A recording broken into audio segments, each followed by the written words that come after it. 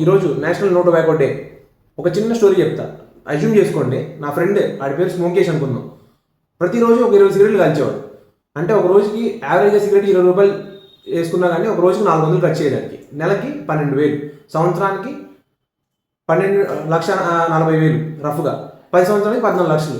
అదే 5 ఏళ్ళకి 7 లక్షలు ఖర్చు పెట్టేశాడు. సో 2026 నుంచి 2021 దాకా ఫస్ట్ 5 ఇయర్స్ లెక్కేసుకుంటే అప్పుడు స్మోకింగ్ రేట్లు తక్కువ ఉన్నాయి అనుకున్నా, సిగరెట్ రేట్లు 5 లక్షలు వేసుకోండి పోనీ, దాని మీద ఖర్చు పెట్టేశాడు అనుకుందాం. ఇప్పుడు ఇంపార్టెంట్ పాయింట్, లేడీస్ గుర్తుపెట్టుకోండి, ఇదే 2021లో గోల్డ్ రేటు 1 గ్రాముకి 5,000 మ్యాక్సిమం వేసుకోండి, 24 క్యారెట్. అంటే మనోడు సిగరెట్లు తాగేసిన డబ్బులు దాచిపెట్టుకుని ఉంటే ఒక 100 గ్రాములు గోల్డ్ వచ్చేది మినిమం. అదే 100 గ్రాముల గోల్డ్ ఇప్పుడు దగ్గర 15 లక్షల పైనే ఉంది.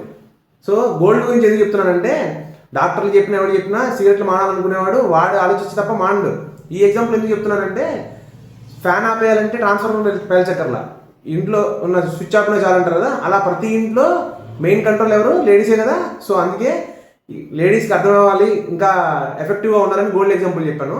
అదే డబ్బులు ఉండుంటే చాలా పిల్లల స్కూల్ ఫీజులన్నీ చాలా కట్టుకోవచ్చు. వీళ్ళు ఏదో స్టైల్గా సిగరెట్లు కాల్చేస్తున్నాం అనుకుంటున్నారు, కానీ ఓ పక్క ఊపిరితిత్తులు ఊదేస్తున్నాడు, హెల్త్ పోతుంది, డబ్బులు పోతున్నాయి.